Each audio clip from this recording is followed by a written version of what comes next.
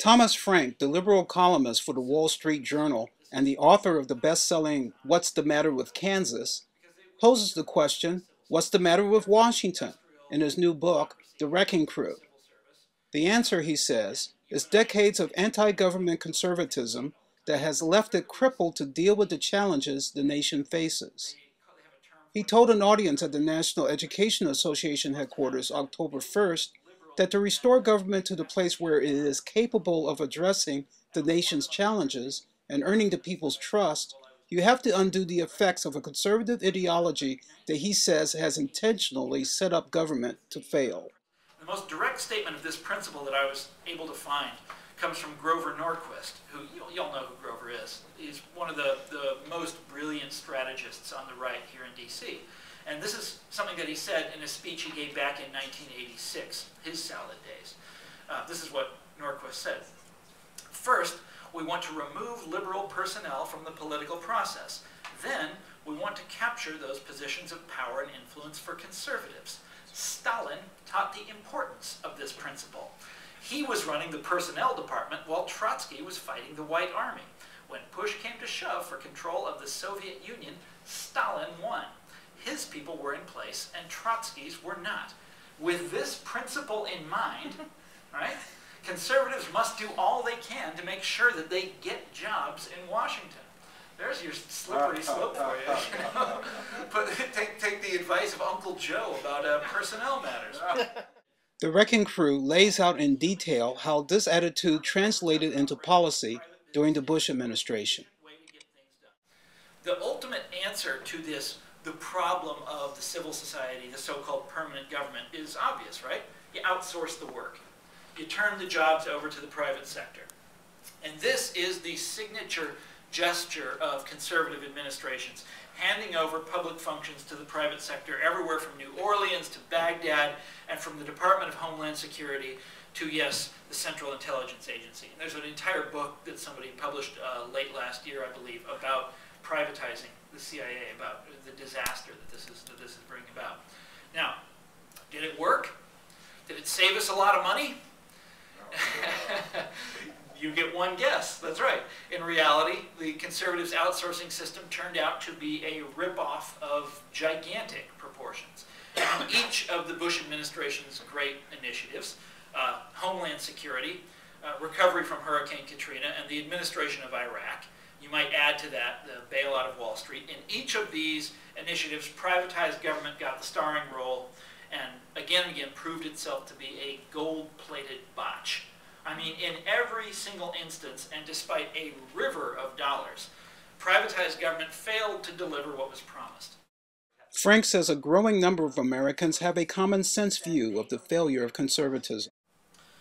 Now, our ancestors understood that, even our ancestors back in Kansas understood, and they understood a lot better than the people here at the time, but they knew that capitalism required supervision.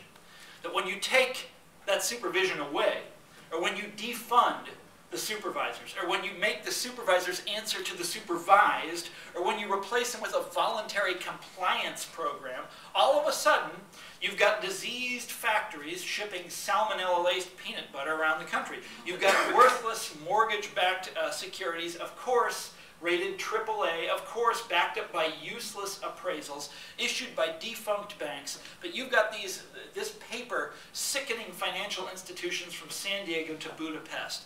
You've got the world's greatest Ponzi scheme spreading its gift of bankruptcy throughout the land.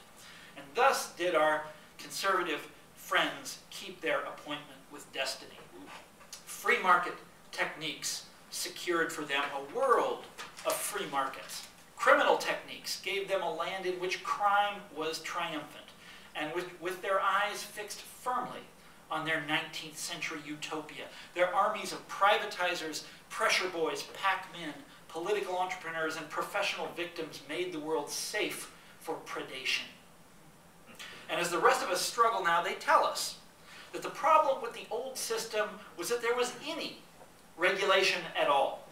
That government was the problem all along. That the solution is to put the real conservatives in charge and let them finish the wrecking job that their predecessors began. In response to a question, Frank said that too many progressives, including President Obama, are missing an opportunity to win more hearts and minds in the marketplace of ideas. How do you counteract the larger idea that government can't do anything right? This is something where Obama has really dropped the ball, and it annoys the hell out of me. I mean, I'm watching the conservatives bounce right back. Look, 6 months ago, everybody thought that the Republican Party was done for, the conservative movement was done for. The economic disaster was so obviously and inescapably a product of laissez-faire philosophy. Their entire philosophy of government was discredited. I mean, and there was no way out of it. They're back. And they're saying, like this Glenn Beck book that I was reading on my way down here, that no, government was responsible all along. Or alternately, they say, like every conservative was saying 1 month ago, this is all about freedom, right? It's all a big fight about freedom, and it's about personal responsibility. And this went on all summer. And what's the answer from my team, right? What's the answer from Team Liberal? Nothing. I watched those town hall meetings. People got up and said these things, and and it was always a Democrat who was who was taking the heat. What would their response be? Nothing. Or they'd go back to their PowerPoint presentation and they talk about, well, this plan before the House is a little better than that plan before the House because it's they compare it in some really technical way. I don't know why. Wait, just a second. I don't know why. And Obama is the greatest orator of my generation. There's no question about that. Why can't these people engage the battle in the broad sweeping terms that the conservatives want to have the fight? They would win. My side would win. It's an easy thing to do. Why can't they do it? It is so frustrating to me. David Donnelly of the Public Action Campaign Fund said that Frank's book is important because by laying out a blueprint for how conservatives dismantle government, we can begin to rebuild.